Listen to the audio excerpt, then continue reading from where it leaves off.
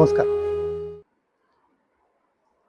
भारतीय राज्यघटनेचे शिल्पकार डॉक्टर बाबासाहेब आंबेडकर यांची 14 एप्रिल या दिवशी जयंती साजरी झाली. महाराष्ट्र मंथनच्या वतीनं डॉक्टर बाबासाहेबांना मनापासून अभिवादन करतो.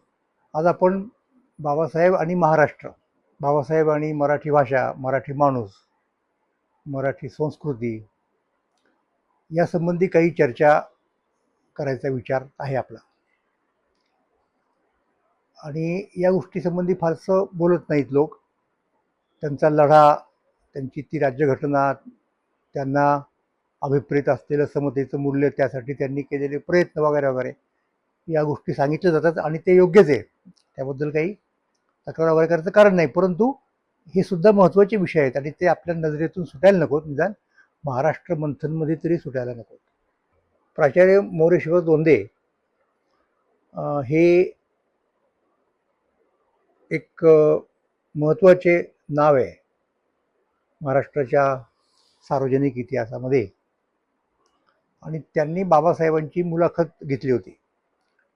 तेव्हा बाबासाहेब दिल्लीमध्ये होते आणि ती मुलाखत कुठे छापून आली तर आचार्य अत्रे यांनी नवयुग साप्ताहिक चालवायचे त्या काळामध्ये, आणि त्या नवयुग साप्ताहिकाचा त्यांनी एक असा विशेषांक काढला होता.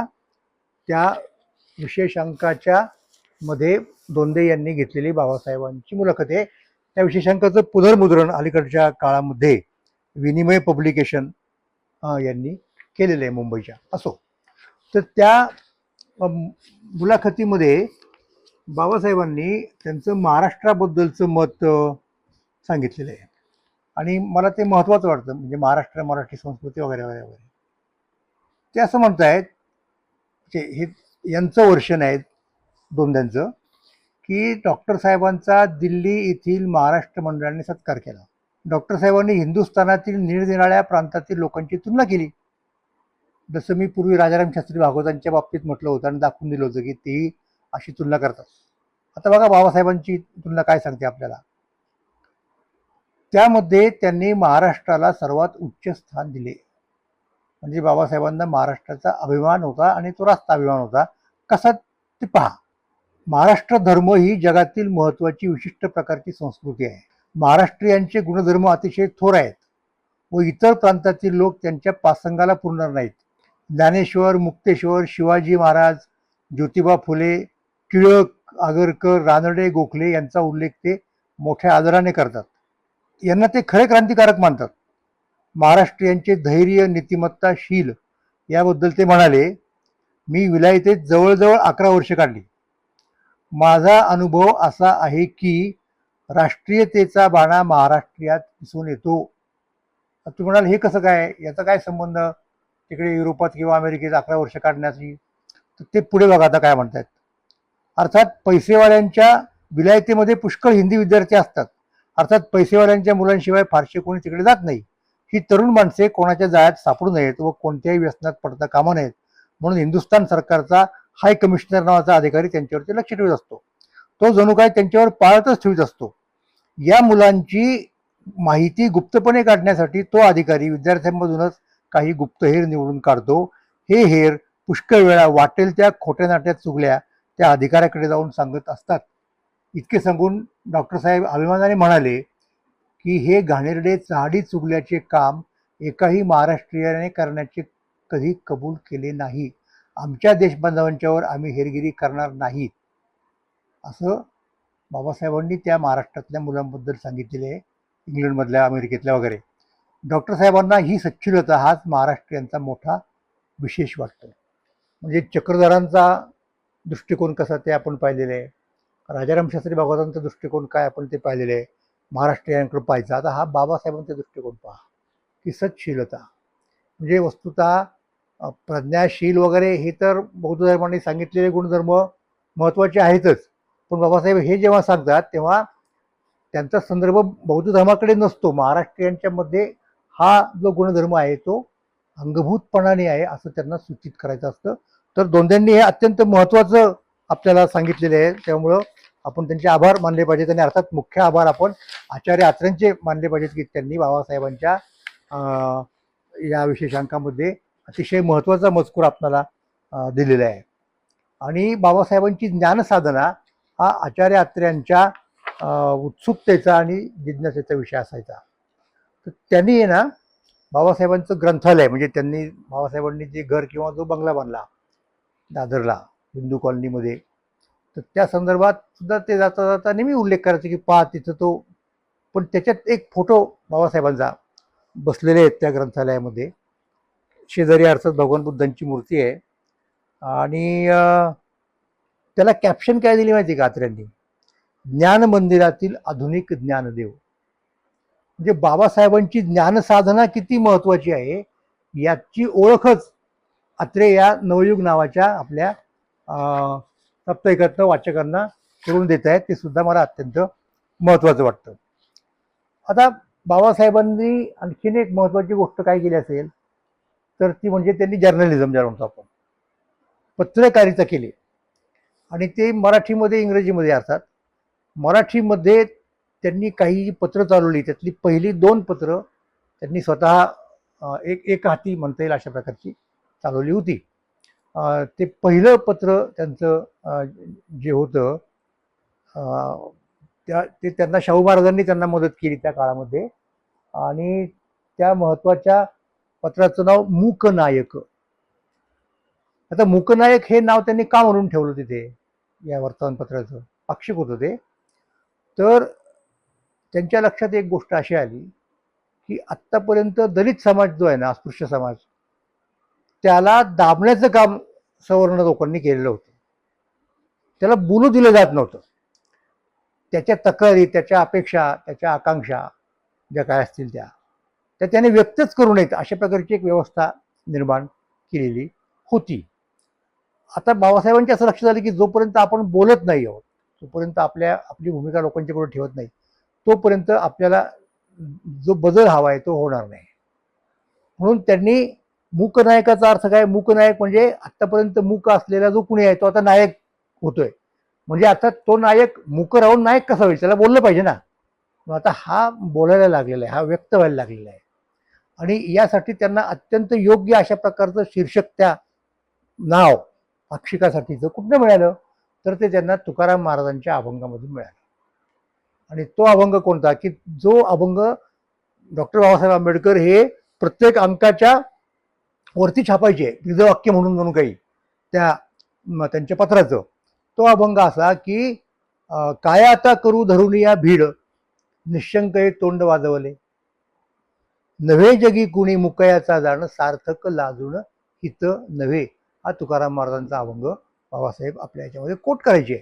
आणि एकूण संपूर्ण त्या अंकात बाबासाहेबांनी जेव्हा जेव्हा लिहिलं ना किंवा बाबासाहेबांच्या भाषणांचं सुद्धा रिपोर्टिंग व्हायचं. आणि नंतरची कितीतरी भाषणं आहेत त्यांची उपलब्ध मराठीमध्ये, विशेषतः त्यांच्या नंतरच्या त्या जनता पत्रामध्ये, उदाहरणार्थ बहिष्कृत भारतामध्ये अशी आहेत. त्याच्यात त्यांनी अनेक ठिकाणी संतांची वचनं उद्धृत केलेली आहेत. त्याचं कारण मी सांगणारच आहे पुढे, पण मी तुम्हाला आता पहिल्यांदा सुरुवात कुठनं केली की या मूकनायकामध्ये त्यांनी तुकोबांना काय एक स्थान दिलेलं आहे, हा मुद्दा होता.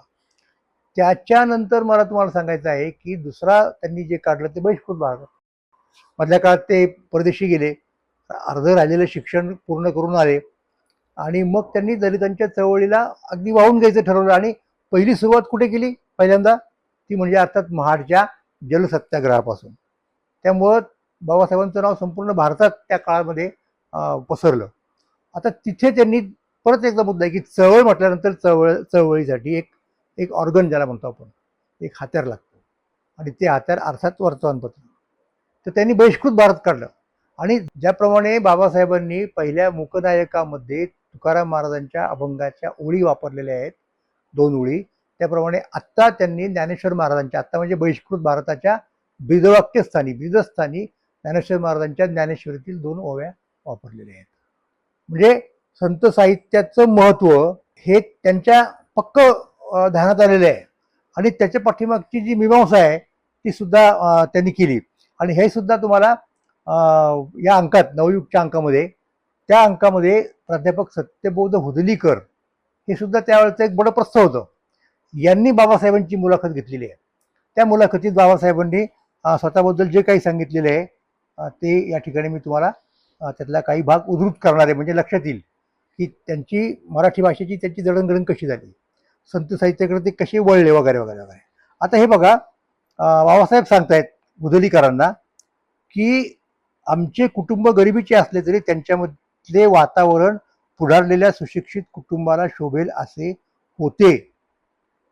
ते कसे होते, तर आमचे वडील सकाळी जेवायला बसायच्या आधी आम्हाला देवघरात बसून भजने, अभंग, दोहे म्हणायला लावीत. आता सकाळी मुलांना कंटाळाच येणार म्हणजे अशा प्रकारच्या काही गोष्टी करायला, त्यामुळे ते तेवढ्यापुरतं हे करायचे आणि जायचे. पण संध्याकाळी मात्र आल्यानंतर रात्रीचे 8 वाजले की माझ्या दोघी बहिणी, माझे वडील बंधू व मी देवघरापाशी जमा झालेच पाहिजे असा त्यांचा दंडक असे. कोणी गैरहजर राहिल्यास त्याला ते कधीही क्षमा करत नसत. ज्यावेळी ते मोठ्या भक्तिभावाने संतांचे अभंग आणि कबीराचे दोहे म्हणू लागत. बाबासाहेबांचे आजोबा हे रामानंदी पंथाचे होते आणि वडील कबीर पंथांचे होते, याचाही या ठिकाणी उल्लेख केला पाहिजे. त्यावेळी अतिशय गंभीर आणि पवित्र वातावरण निर्माण होत असे. आमच्या वडिलांचे पाठांतर फार असे. अभंगामागून अभंग ते म्हणू शकत. वडिलांच्या पाठांतराचे आम्हाला कौतुक वाटे. त्याप्रमाणे माझ्या बहिणी सुद्धा गोड गाळ्यांनी जेव्हा अभंग म्हणत त्यावेळी धर्म व धार्मिक शिक्षण मनुष्याच्या जीवनात अत्यंत आवश्यक आहे असे मला सुद्धा पटत असे. आता बऱ्याच लोकांना बाबासाहेब जेव्हा टीका वगैरे करायचे ना हिंदू धर्माबद्दल, तेव्हा त्यांना धर्माबद्दल फारशी असतानाच हवे असं वाटायचं ना. तर ते म्हणतात की तसं नाहीये, हा लोकांचा माझ्याबद्दलचा गैरसमज आहे. जे जे म्हणून लोक माझ्या सान्निध्यात येतात त्यांना माझी धर्माविषयीची श्रद्धा व प्रेम माहीत आहे. धार्मिक ढोंग मला मुळीच पसंत नाही, त्यामुळं त्याचा अवलंबन करणं त्यांना मान्य नव्हतं. पण बाकी ते अत्यंत श्रद्धाळू आणि धर्मनिष्ठ ज्याला म्हणता येईल अशाच प्रकारचे होते. आता पुढे पुढे काय झालं माहिती का, आणि हा महत्वाचा मुद्दा आहे. वडिलांच्या पाठांतरामुळे मुक्तेश्वर, तुकाराम वगैरे संत कवींची वचने मला तोंडपाठ झाली. इतकेच नव्हे तर त्या काव्यावर मी मनामध्ये विचार करू लागलो. माझ्या इतका मराठी संत कवीचा खोल अभ्यास केलेली फार थोडी माणसे असतील. हे विश्वासाने सांगतायत ते. आणि पुढे म्हणतायत की मी इंग्रजी तर उत्तम जाणतोच, इंग्रजी इतकाच मला मराठीचाही अभिमान आहे. बाबासाहेबांच्या या वाक्याच्या खाली आपण अंडरलाईन करायला पाहिजे, इंग्रजी इतकाच मला मराठीचाही अभिमान आहे. कारण त्यावेळच्या सुशिक्षित लोकांच्या मध्ये एक प्रवृत्ती होती की मातृभाषा टाळायची आणि आपण सतत इंग्रजीमध्ये बोलून कसे आपण हुशार आहोत, इतरांपेक्षा वेगळे आहोत हे दाखवायचं. ते बाबासाहेबांना मान्य नाहीत. म्हणून ते म्हणतायत की मी काही वर्ष बहिष्कृत भारत, जनता, मूकनायक या साप्ताहिकांचा संपादक होतो. जनता पत्रात येणारे मुख्य संपादकीय लेख बहुतेक माझ्याच लेखणीतून उतरलेले आहेत, हे बाबासाहेबांनी सांगितलं. तर हा जो मुद्दा आहे बाबासाहेबांचा मराठीबद्दलच्या प्रेमाचा वगैरे वगैरे, आणि मी याचा उल्लेख पूर्वी केलेला आहे. तो उल्लेख कोणता आहे, तो उल्लेख म्हणजे बाबासाहेबांनी जेव्हा माईसाहेबांना म्हणजे मुळातल्या शारदाबाई कुबेर त्यांना विवाहापूर्वी काही पत्र लिहिली, तेव्हा त्या पत्रात त्यांनी ज्ञानेश्वरांच्या ओव्या आणि तुकोबांचे अभंग उद्धृत केलेले आहेत. म्हणजे संतांची वचनं, संतांचा विचार त्यांनी अंगामध्ये इतका मुरवला होता की सर्व व्यवहारांमध्ये त्यांचे तुम्हाला संतांची वचनं डोकवताना दिसतात. असा त्यांचा संत साहित्याचा अभ्यास होता. आणि ते आव्हान देऊन सांगायचे. म्हणजे कसं झालं, एकदा हरिभक्त परायण ल. रा. पांगारकर हे नाव आपल्यापैकी काही लोकांनी ऐकलं असेल. लक्ष्मण रामचंद्र पांगारकर ते मुमुक्ष नावाचं वर्तमानपत्र त्या काळात चालवायचे, आध्यात्मिक विषयाला वाहिलेलं. आणि त्यांना कुठला तरी एक ग्रंथ पाहिजे होता, बहुतेक चांगदेवाचा तत्वसार वगैरे काय असेल तो. आणि त्यांनी जाहिरात दिली किंवा निवेदन दिलं वर्तमानपत्रातून की असा ग्रंथ कुठे मिळेल का. तर बाबासाहेबांनी सांगितलं की अरे हा ग्रंथ आमच्याकडे आहे, म्हणजे आमच्या लोकांच्याकडे आहे.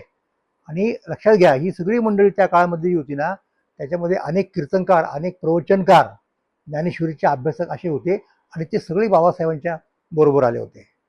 आणि उदाहरणार्थ हेच सांगतो ना तुम्हाला, आता तो महाराष्ट्र सत्याग्रह झाला, त्या सत्याग्रहासाठी येताना बाबासाहेब समुदायाबरोबर आले. तर तिथे येताना तिथे भजन करणारे लोक होते, कीर्तन करणारे लोक होते. म्हणून हा एक मुद्दा आपल्या लक्षात घेतला पाहिजे आपण. तो आपण नीट घेत नाही असं मला वाटतं. तर या पद्धतीने बाबासाहेबांना अशा प्रकारे संतांच्या साहित्याची इतकी उडी होती आणि त्याचं महत्त्व त्यांना इतकं कळलं होतं. तर ते एकदा त्यांचं एक वाक्य आहे, म्हणजे हे जर वाक्य ऐकलं ना तर काही लोकांना धक्का बसेल, पण ते त्यांचंच वाक्य आहे आणि त्यामुळे मला ते ऐकवणं तुम्हाला भाग आहे. की ज्ञानेश्वरी आणि गाथा सोडून, म्हणजे तुकोबाराय आणि ज्ञानेश्वर महाराज यांचे ग्रंथ सोडून बाकीचं मराठी साहित्य जरी पाण्यात बुडवलं समुद्रात तरी काही फारसं नुकसान नाही होणार. आता हे मत कदाचित एखाद्याला अतिशयोक्तीचं वाटेल, पण हा एक, आणि त्याला अर्थवाद देखील कुणी म्हणू शकेल, माझी हरकत नाही. पण संतांच्या साहित्याचं महत्व सांगण्याचा हा जो प्रकार आहे ना, तो विलक्षण काय म्हणतात त्याला, आकर्षक आहे. की अरे किती महत्व आहे, हे साहित्य किती पायाभूत, किती बुनियादी आहे. म्हणजे मराठीमध्ये हे जे संत कवी आहेत ना, मुख्यत्वे करून ते मराठी घडवणारे आहेत ना.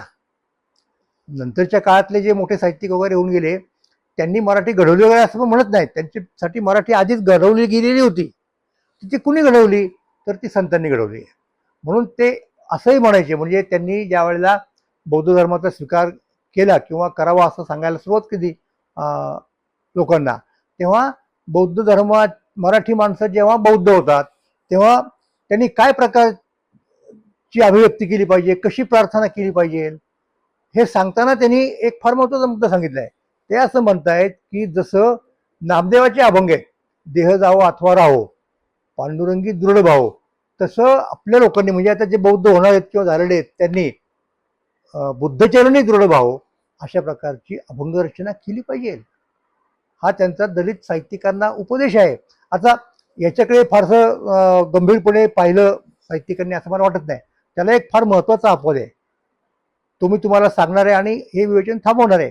तो कोणाचा अपवाद, तर दीनबंधू शेगावकर हे जे वराडामधले कवी होते, काही वर्षांपूर्वी ते वारले. तर त्यांनी अभंग लिहिले, म्हणजे बरोबर बाबासाहेबांच्या सूचनेप्रमाणे ते अभंग आहेत. आणि त्यातनं सगळं त्यांनी बौद्ध तत्वज्ञान, बाबासाहेबांचे विचार असे व्यक्त केलेले आहेत दीनबंधू शेगावकर. आणि त्यांना सुद्धा तुकोबांच्याबद्दल विलक्षण प्रेम होतं. ज्या वेळेला बाबासाहेबांच्या हस्ते महाराष्ट्रातल्या पहिल्या बुद्ध विहाराचं उद्घाटन झालं, त्या इमारतीचं, ती इमारत देहू रोड, म्हणजे पुणे मुंबई रस्त्यावरचं जे रेल्वे स्टेशन आहे तिथं ती बांधली गेली.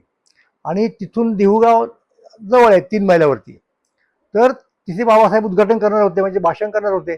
तर त्या कार्यक्रमासाठी दीनबंधू शेगावकर तिकडनं इथे आले आणि त्यांनी ते बाबासाहेबांचं भाषण ऐकलं अर्थात.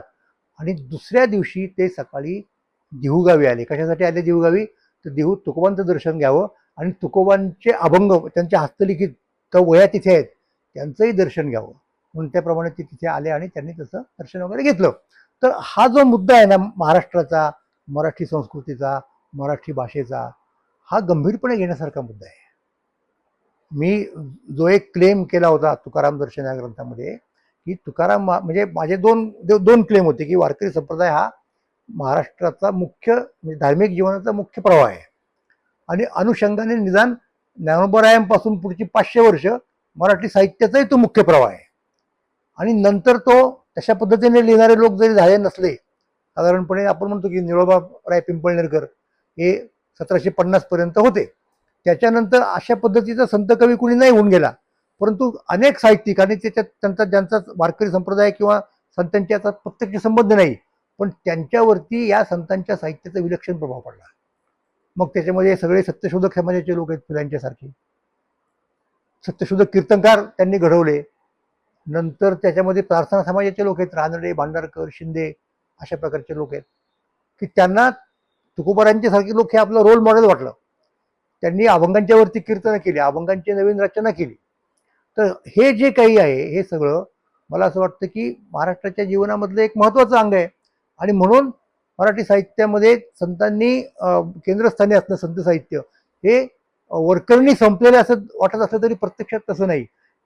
जे महत्वाचे लेखक होऊन गेले नंतरच्या काळामध्ये मराठीमध्ये, अपवाद वगळता त्याच्यापैकी बहुतेकांच्यावरती संतांच्या साहित्याचा, विशेषतः तुकाराम महाराजांचा विलक्षण प्रभाव पडलेला आहे. असं सांगण्यामध्ये कुठल्याही प्रकारची सांप्रदायिकता नाही, कुठल्याही प्रकारचा दुराग्रह नाही. ही अत्यंत वस्तुनिष्ठ अशी गोष्ट आहे. आणि हे सगळं मी तुकाराम दर्शनमध्ये सांगितलेले आहे. आणि त्याच्यामध्येच परत त्याच ग्रंथात बाबासाहेबांच्या संबंधी सुद्धा आत्ता मी जे मुद्दे मांडले ते सगळे सांगितलेले आहेत. धन्यवाद.